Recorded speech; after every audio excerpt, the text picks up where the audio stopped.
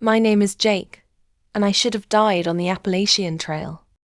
I'd always loved hiking, but I wasn't some hardcore survivalist. I just liked the quiet, the feeling of being away from everything. When I took time off work to do a 2-week solo hike through a remote stretch of the trail, I didn't think much could go wrong. It happened on my 10th day. By then, I was deep in the mountains, miles from the nearest town. I had barely seen anyone for days. Just a few distant hikers heading the opposite direction. The isolation didn't bother me. Until that morning. The forest was eerily quiet that day. No wind, no birds, nothing. I should have taken it as a sign.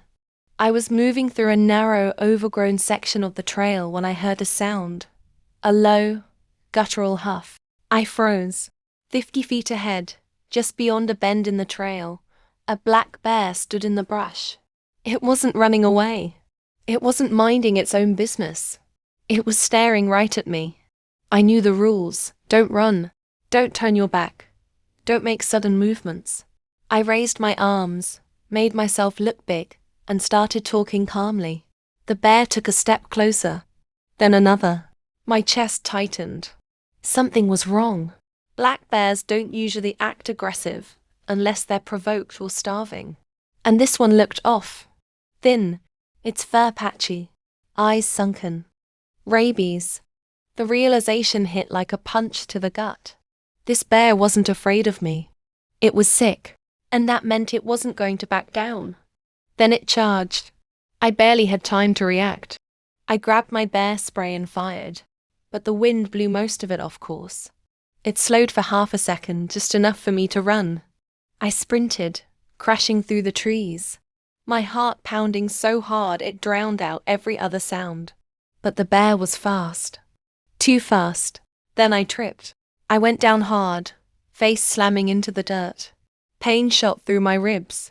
Before I could scramble up, the bear was on me. A flash of black fur. The stink of rot.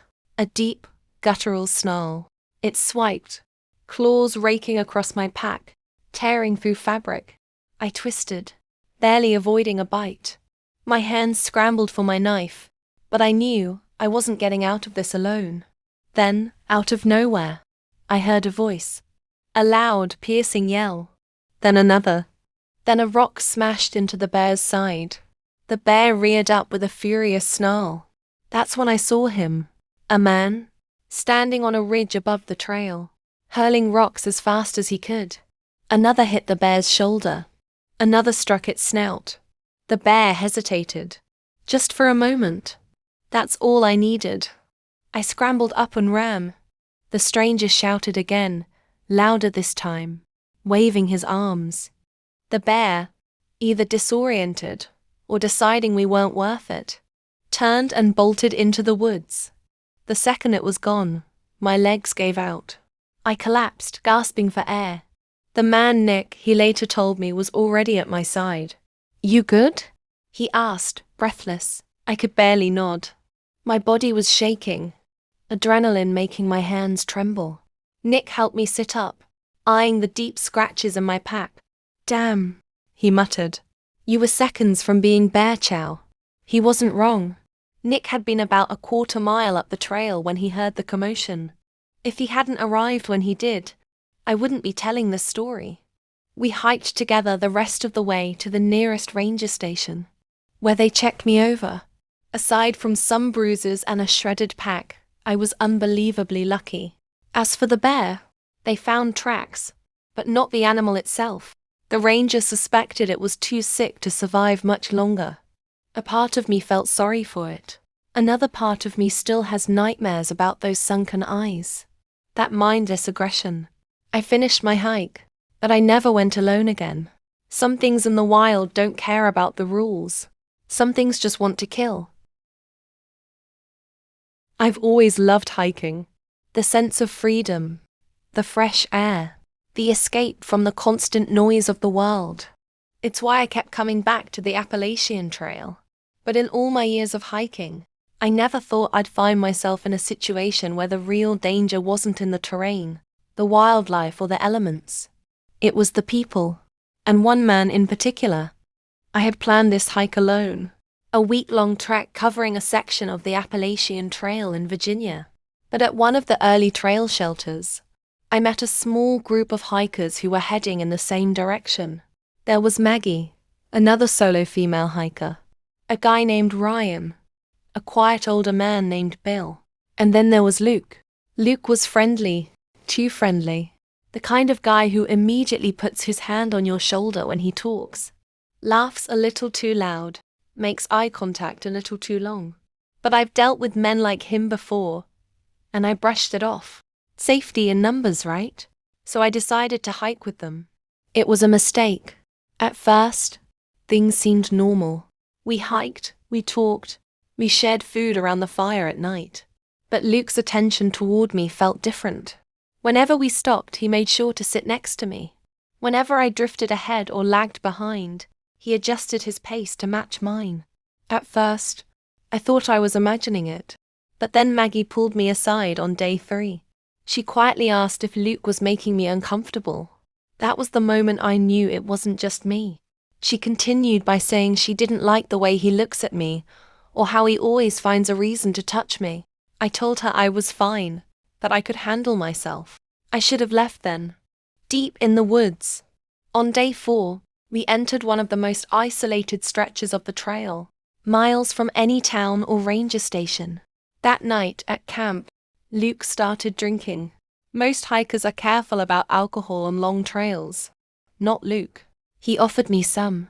I declined. "You don't trust me," he said, grinning. I forced a smile, and told him not when I have to hike 10 miles tomorrow. Maggie rolled her eyes. Bill ignored him. Ryan laughed awkwardly. Luke stared at me for a second too long. Then he smiled, took another swig and winked. I went to bed early. Somewhere in the middle of the night, I woke up to a noise outside my tent. Leaves crunching. At first, I thought it was an animal, but then I heard it, breathing, heavy, close. Then the zipper on my tent moved. I shot up, heart pounding. "Who's there?" Silence. I grabbed my flashlight and unzipped the tent just enough to peek out. Luke was crouching outside. His face was just inches from the opening, watching me. I gasped and scrambled back and asked what the hell he was doing in front of my tent. He didn't move at first. Then slowly he stood up, then went on to say how he was checking up on me and that I looked cold.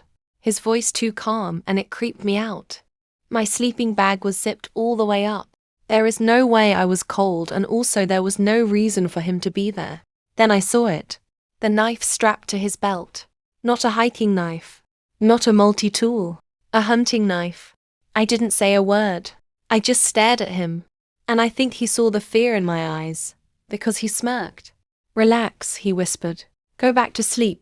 He turned and walked away like nothing had happened. But I knew what he had been planning, and I knew I had to get away. I waited until the first sign of light.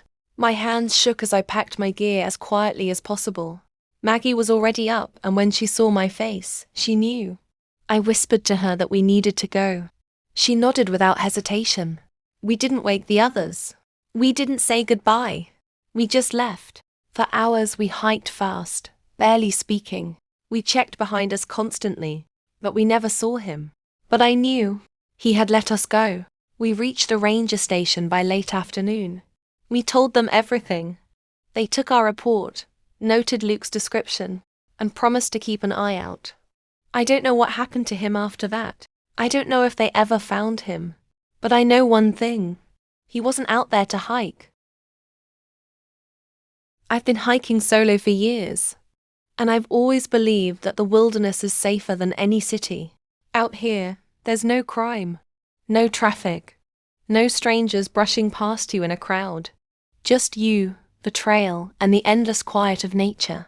But last fall, on a section of the Appalachian Trail cutting through North Carolina, I learned the hard way that not all dangers stay in the cities. Some lurk in the woods, waiting. And I barely made it out alive. I had planned a 5-day solo trek. Nothing extreme, just a stretch of the trail I hadn't covered before. The first 2 days were peaceful. The leaves had just started turning. The air was crisp. and I only passed a handful of other hikers. On the third afternoon, I took a wrong turn.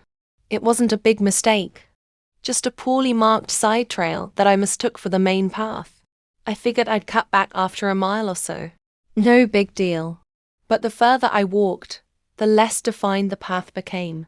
The forest got denser, the trees seemed taller, and the feeling of isolation crept in. My gut told me I was off course, but I wasn't worried. I had a map, a compass, and plenty of daylight left. Then I saw it.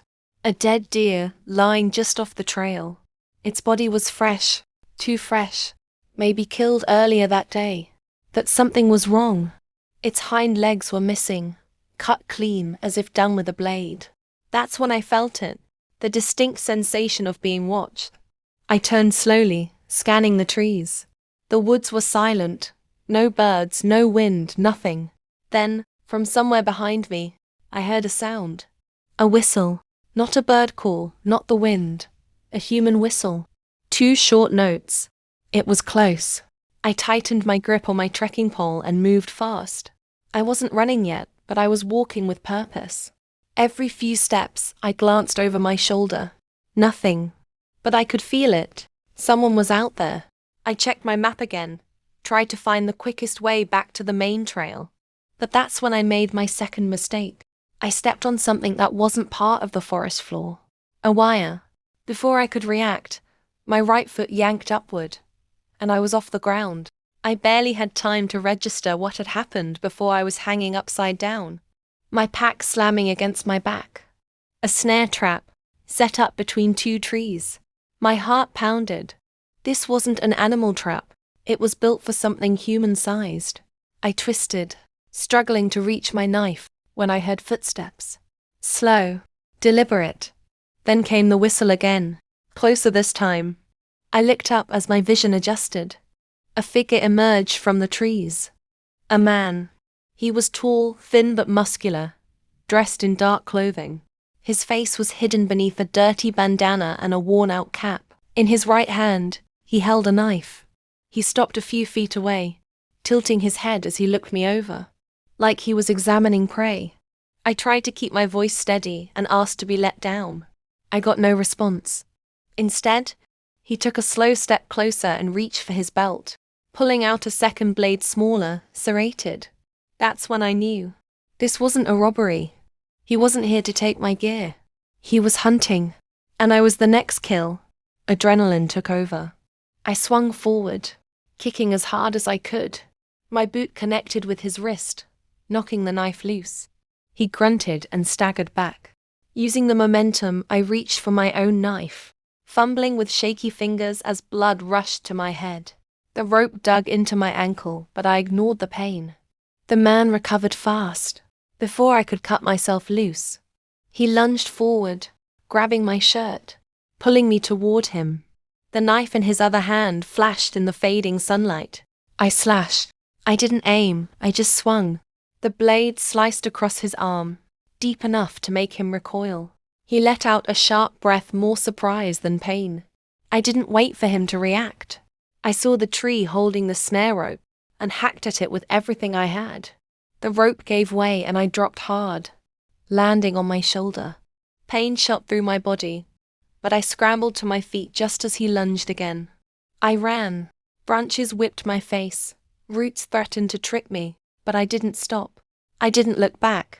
I knew he was behind me. I could hear him. But I had one advantage. I knew how to move fast in the wilderness. I took sharp turns, dove through dense brush, did everything to slow him down. The problem? He knew these woods better than I did. I ran until my lungs burned, my vision blurred. Then finally, I saw something through the trees. The trail. A real trail. And in the distance, a hiker. I burst out of the woods, stumbling, looking more like a crazed animal than a person. The hiker, a middle-aged man, he froze. I began asking for help. I couldn't even finish my sentence before I turned around. But the man chasing me, he was gone. The woods were still again.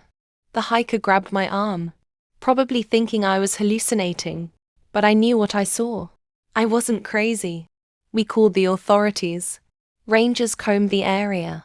They found the snare trap, the blood on the ground, and worse, other traps hidden deeper in the woods.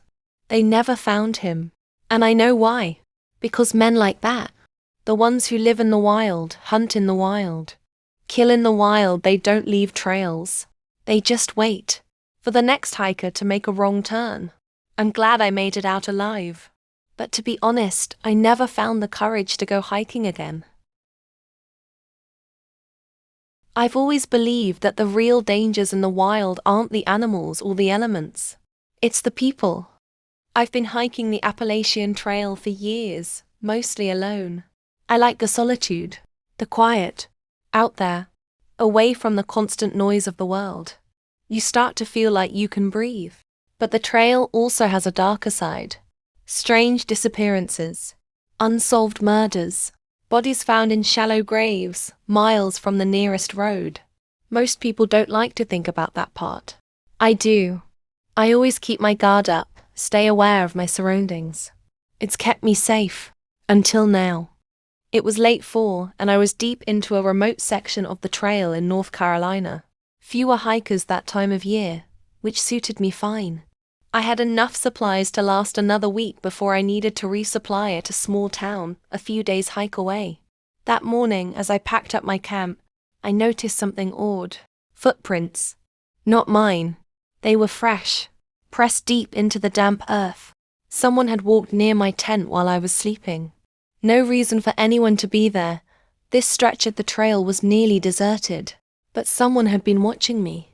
I felt it then, that subtle shift in the air, the sense that I wasn't alone. But when I scanned the trees, I saw nothing. I moved faster that day, covering more miles than I planned. Every so often I stopped and listened. No footsteps, no movement, just the wind whispering through the trees. Still, the feeling never left. By late afternoon, I reached a spot I knew well, an abandoned ranger station. Nothing more than a crumbling log cabin tucked into the woods. I'd stopped there before, used the place for shelter during bad storms. The door was slightly open. I hesitated, then pushed it wider. Inside, dust floated in the air, caught in the fading light. The old wooden floor creaked under my boots. The place looked the same. Rickety bunk, rusted stove, empty shelves. Then I noticed something new. A backpack. Modern. Worn, but not falling apart. Someone had been here recently. My stomach knotted. I hadn't seen a single person all day. Whoever left this bag had to be close. I stepped back toward the door and froze. A man stood at the edge of the clearing. Tall, thin, wearing an old, faded jacket. His face hidden under the shadow of a hood. He didn't move, didn't call out, just stood there watching me. For a long moment, neither of us spoke. Then he took a step forward. I didn't wait. I grabbed my pack and moved, keeping my pace steady. I wasn't about to run. Running makes you pray. But I didn't look back.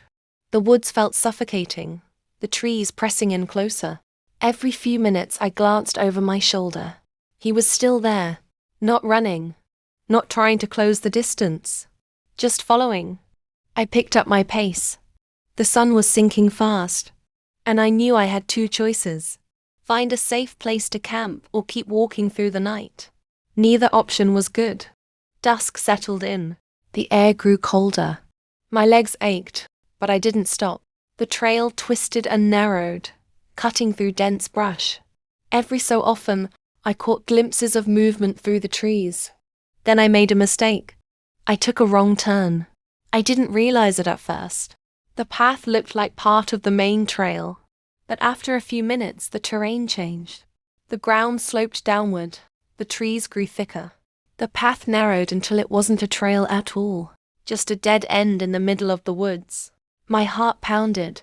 I turned back and there he was, standing in the fading light, blocking the way I came. Closer now, I finally saw his face. Sunken cheeks, a sharp, bony grin. He reached into his jacket. Instinct took over. I moved before he could. I bolted sideways, crashing through the undergrowth, my pack slamming against my back. Branches tore at my clothes, my legs burning as I pushed forward. I didn't know where I was going, I just needed to get away. Footsteps pounded behind me. Fast. Too fast. I wasn't going to make it. Then I heard a voice. Not his. Ahead. The faint glow of a campfire. Another hiker. I didn't hesitate. I burst into the clearing, nearly collapsing from exhaustion. A man stood by the fire, startled by my sudden arrival. His expression shifted when he saw my face. He knew something was wrong. Behind me, the footsteps stopped. When I turned, the man in the jacket was gone. I stayed with the other hiker that night. I told him about the man who had followed me for miles, the way he had cornered me. He listened, nodding slowly, then told me something I'll never forget. A few months ago, a hiker had disappeared near this part of the trail. Never found, just vanished. Some people said he got lost. Others weren't so sure. The next morning, we hiked out together. I never saw the man in the jacket again.